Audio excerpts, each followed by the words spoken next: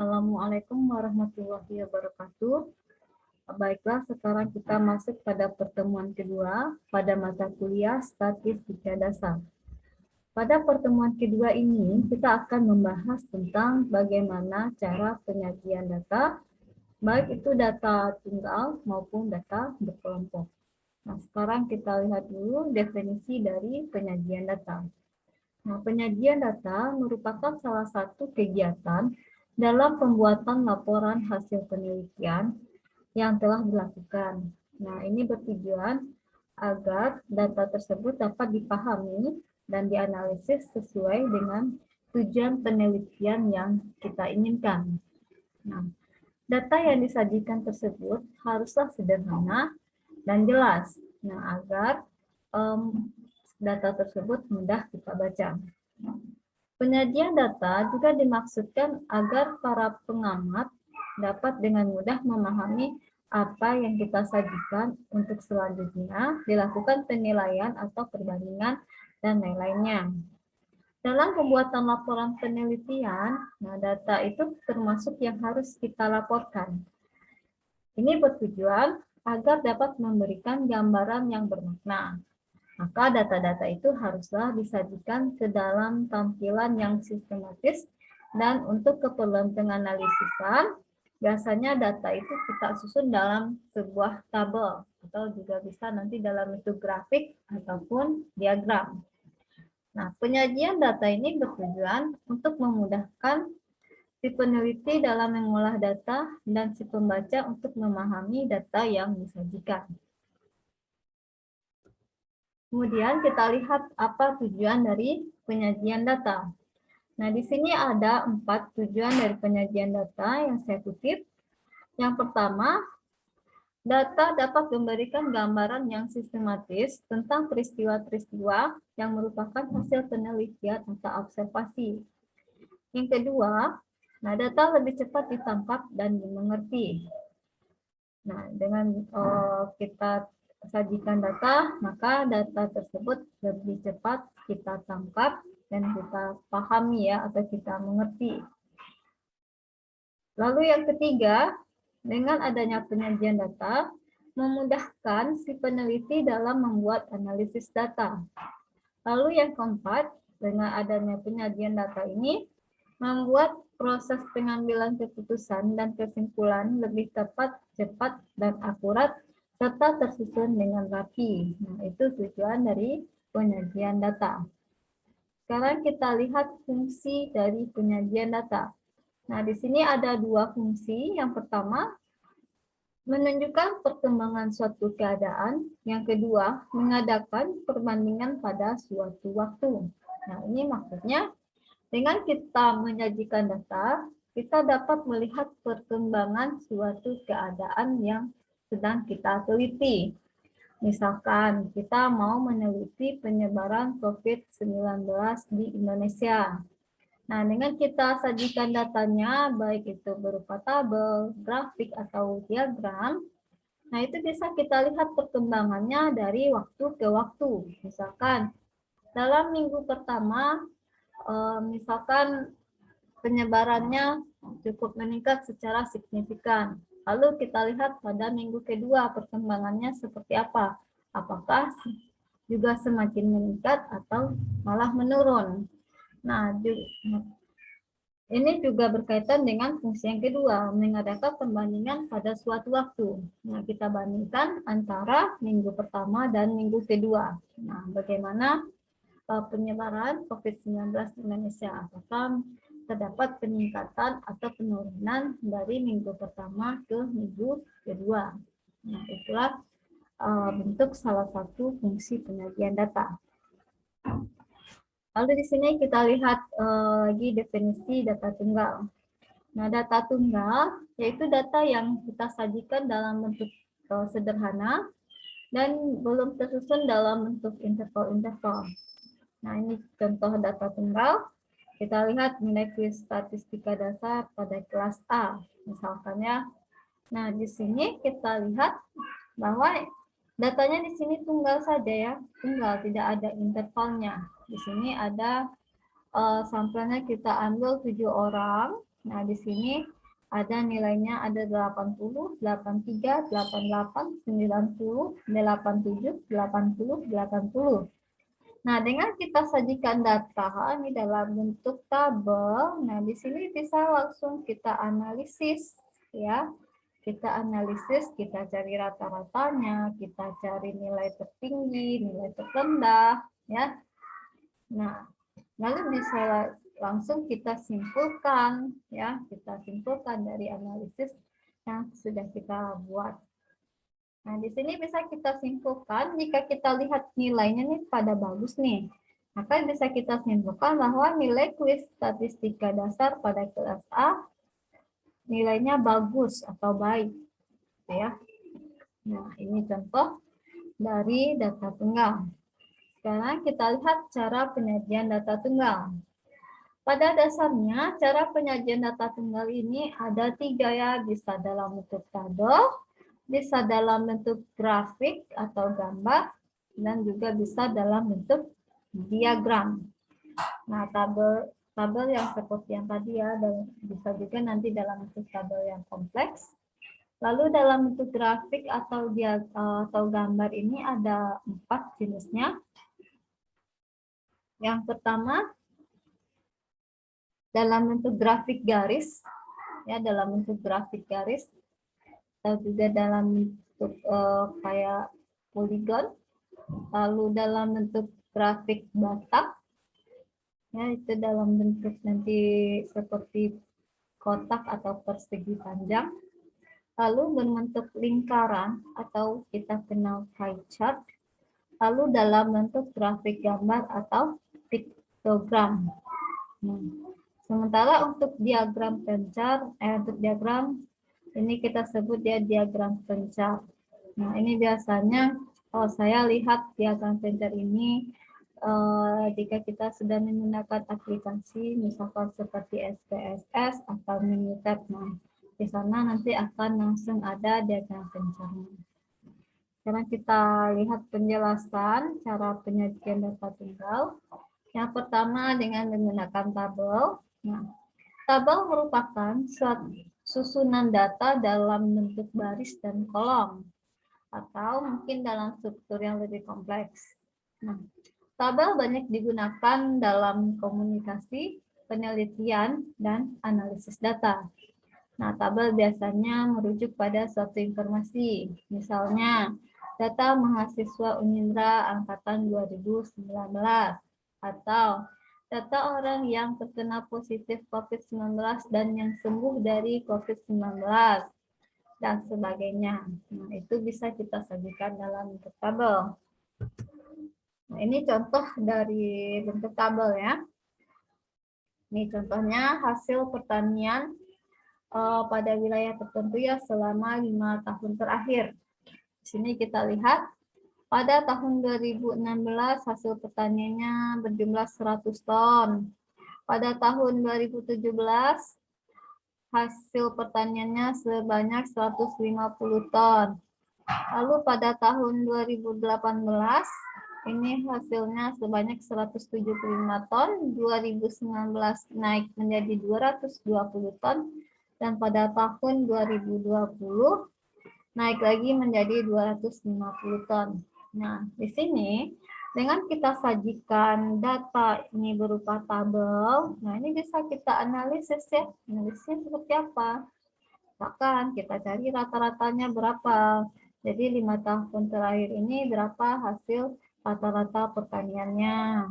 Nah, terus nanti juga bisa kita lihat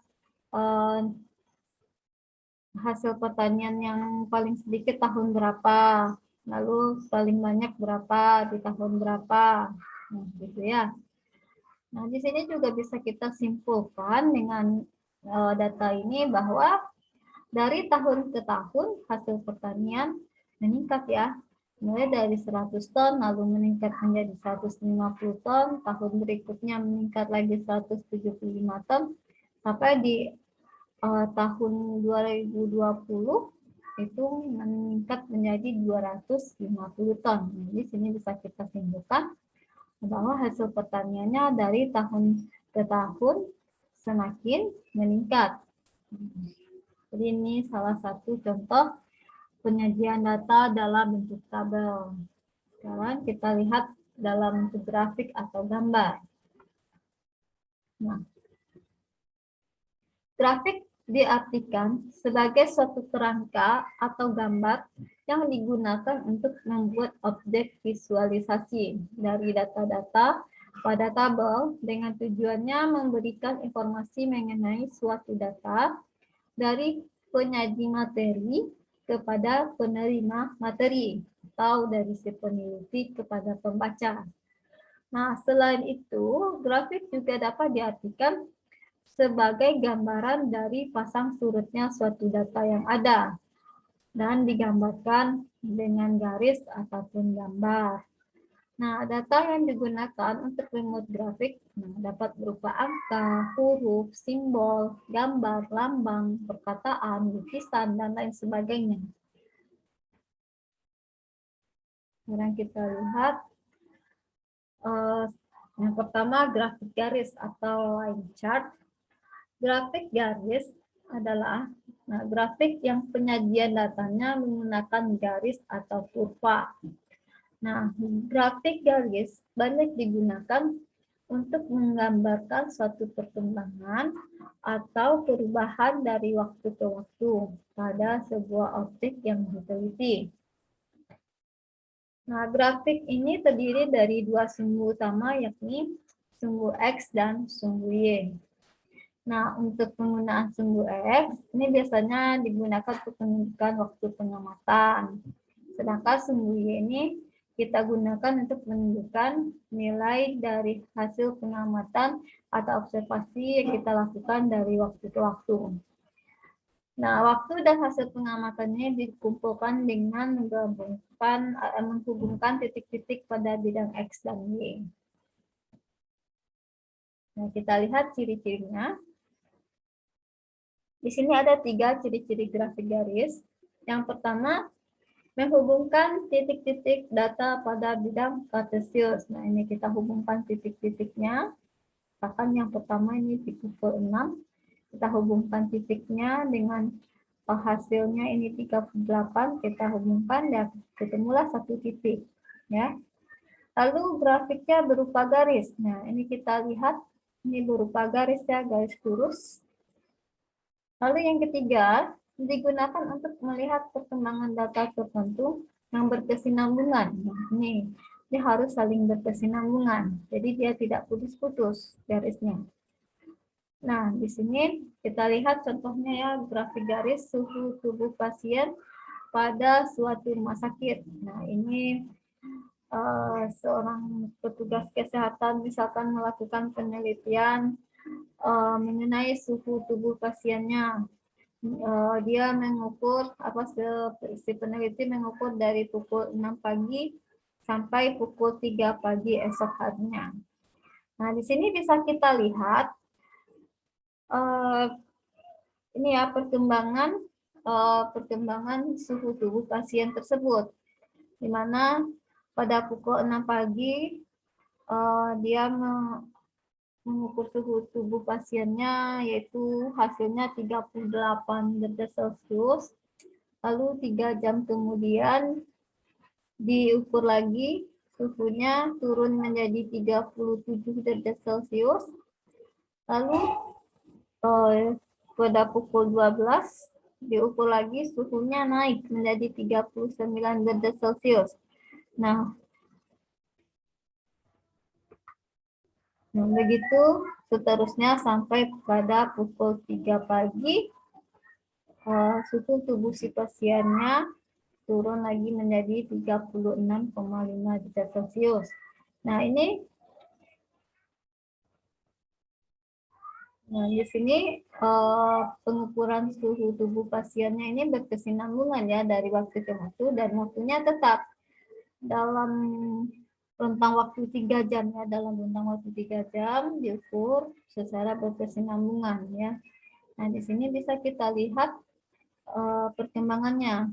Kadang-kadang suhunya naik, kemudian turun, naik lagi, turun lagi, naik lagi, turun dan turun lagi. Nah, di sini bisa kita lihat Ya, ini salah satu contoh untuk grafik garis ya.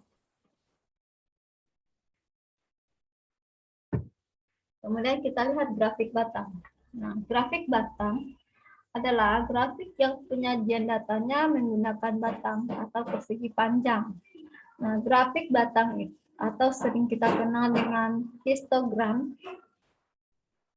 Nah, ini dipakai untuk memperlihatkan perbedaan tingkat nilai dari beberapa aspek pada suatu data.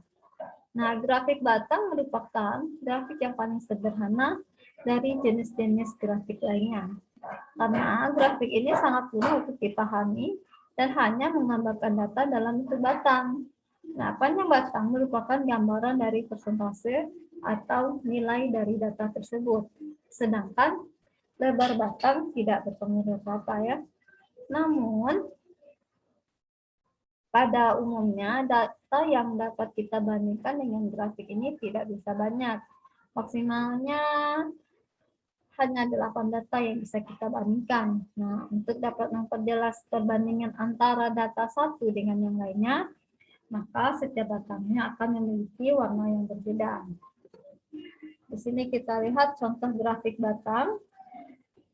Misalkan kita meneliti atau mengamati produksi sawit yang dihasilkan oleh beberapa daerah pada tahun 2019 dan tahun 2020. Nah, ini datanya kita mengambil 4 wilayah tertentu.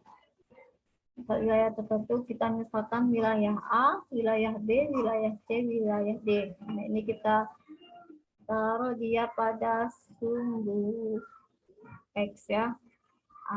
Wilayah A, wilayah B, wilayah C, wilayah D. Nah, kemudian ini jumlah sawit yang dihasilkannya pada tahun 2019 dan 2020. Nah, di sini untuk tahun 2019, sini kita kasih warna biru. Untuk tahun 2020 kita kasih warna merah untuk membandingkannya antara tahun 2019 dan tahun 2020. Nah, di sini bisa kita sajikan datanya. Untuk wilayah A, tahun 2019 menghasilkan sawit 85.000 ton dan tahun 2020 sebanyak 100.000 ton. Nah, di sini ya, ini 85.000 ton dan ini 100.000 ton. Nah, ini kita gambarkan sampai nanti wilayah D tahun 2019 itu sebanyak 95.000 ton dan tahun 2020 sebanyak 118.000 ton. Nah, dari grafik ini, nah ini bisa kita simpulkan bahwa pada wilayah A, dari tahun 2019 ke tahun 2020, penghasilan sawitnya meningkat, tapi tidak terlalu banyak peningkatannya. Ya, kalau dibandingkan dengan wilayah B. Wilayah B juga sama ya, juga meningkat, tapi tidak terlalu banyak peningkatannya. Nah, kita lihat wilayah C meningkat, tapi sedikit ya peningkatannya. Dan di wilayah D juga meningkat, tapi lumayan ya peningkatannya secara signifikan lumayan banyak. Nah, di sini juga bisa kita simpulkan bahwa pada tahun 2019 ke tahun 2020 setiap wilayah memiliki peningkatan produksi sawit. Nah, di sini juga kita bisa lihat, kita baca bahwa pada tahun 2019 yang paling banyak menghasilkan sawit adalah di wilayah D, dan begitu juga pada tahun 2020 wilayah D juga menghasilkan produksi sawit yang paling banyak. Nah, di sini kan bisa kita baca ya. Nah, terus di sini banyak yang bisa kita simpulkan pada grafik batang ini. Nah, kira-kira inilah salah satu bentuk contoh grafik batang. Kita lihat grafik lingkaran. Nah, grafik lingkaran adalah grafik yang penyajian datanya menggunakan lingkaran. Grafik lingkaran merupakan gambaran naik turunnya data yang berupa lingkaran untuk menggambarkan persentase dari nilai total suatu data. Nah, ini kita biasanya menggunakan persentase. Nah, dalam membuat grafik lingkaran ada beberapa yang harus kita perhatikan. Nih, kita tentukan terlebih dahulu besar persentase tiap objek terhadap keseluruhan data, dan kemudian kita tentukan besar sudut masing-masing kelompok data. Nah, untuk menentukan persentase satu kelompok data dapat kita lakukan dengan cara jumlah satu kelompok data dibagi dengan jumlah total seluruh data dikali 100%. Nah, kita lihat contoh grafik data. Misalkan peneliti ingin melihat hasil survei terhadap jumlah penggunaan media pembelajaran daring pada tahun 2020 di wilayah A. Di sini, si peneliti hanya mengambil 4 media pembelajaran saja, penggunaan Zoom, Google Meet, Google Classroom, dan WhatsApp Group. Setelah disurvei, ternyata penggunaan Zoom itu sebanyak 60 sekolah yang memakainya. Lalu untuk penggunaan Google Meet sebanyak 85 sekolah, untuk Google Classroom sebanyak 80 sekolah, dan penggunaan WhatsApp Group sebanyak 80 sekolah. Nah, ini bisa kita gambarkan dalam bentuk grafik lingkaran. Nah, di sini dalam bentuk persentase. Nah, di sini pada grafik lingkaran ini juga kita bedakan juga warnanya ya. Kita bedakan warnanya. Nah, untuk memudahkan kita membaca datanya. Nah, di sini untuk Zoom saya kasih warna biru. Nah, penggunaan Zoom-nya sebanyak 60 sekolah atau sama dengan 20%. Lalu Google Meet-nya itu sebanyak 85 sekolah atau setara dengan 28%. Google Classroom itu sebanyak 80 sekolah. Nah, ini sama dengan 26%. Kemudian untuk WhatsApp Group 80 ya, sama ya, 26%. Nah, dari sini bisa kita pahami atau kita baca grafik lingkaran tersebut bahwa penggunaan media pembelajaran yang paling banyak itu yaitu Google Meet ya. Google Meet sebanyak 28%. Kemudian disusul dengan Google Classroom dan WhatsApp Group. Kemudian disusul lagi menggunakan Zoom sebanyak 20%. Itu ya salah satu contoh pembuatan contoh grafik lingkaran. Nah, sekarang kita lihat grafik gambar atau piktogram. Nah, diagram gambar atau piktogram adalah bagian yang menampilkan data dalam bentuk gambar. Yang menyajikan data dalam bentuk piktogram merupakan cara yang paling sederhana juga. Nah, contohnya kita ingin mensurvei jumlah penduduk di suatu kecamatan. Maka di Kelurahan A sebanyak 800 orang, Kelurahan B sebanyak 650 orang, dan Kelurahan C sebanyak 700 orang. Nah, di sini kita lihat contoh penyajian datanya dalam bentuk diagram gambar. Nah, di sini karena dia jumlah penduduk, di sini kita ambil gambar orang. Nah, satu orang ini mewakili 100 orang. Nah, untuk kelurahan A 800 orang, maka banyak gambar orangnya ada 8. Kalau kelurahan B sebanyak 650 orang, nah ini maka banyak gambar orangnya itu 6,5 ya. Nah, ini setengah, ambil setengahnya. Lalu untuk kelurahan C itu sebanyak 700 orang, maka gambar orangnya ya 7 buah ya, 7 orang ya. Nah, ini untuk gambar ini tergantung si peneliti ya mau memakai gambar apa gitu ya. Tidak harus gambar orang, tetapi itu opsional saja sesuai dengan selera kita ya. Kita mau gambar apa. Nah, ini salah satu bentuk contoh diagram gambar. Yang terakhir, penggunaan grafik pencar atau disebut juga diagram scatter.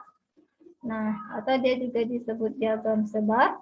Itu adalah gambaran yang menunjukkan kemungkinan hubungan atau korelasi antara pasangan dua macam variabel dan menunjukkan keratan hubungan antara dua variabel tersebut yang sering diwujudkan sebagai koefisien korelasi. Nah, scatter diagram ini juga dapat digunakan untuk mengecek apakah suatu variabel dapat digunakan untuk mengganti variabel lainnya. Nah, ini contohnya nih, yang menunjukkan kemungkinan hubungan atau korelasi. Misalkan korelasi antara hasil belajar mahasiswa dengan penggunaan media pembelajaran, video pembelajaran ya, menggunakan video pembelajaran selama pembelajaran daring. Apakah ada korelasinya? Apakah ada hubungannya? Hubungannya itu apakah nanti hasil belajarnya meningkat atau tidak? Nah, itu bisa kita gunakan grafik pencar ya untuk melihat kemungkinan hubungan antara hasil belajar dan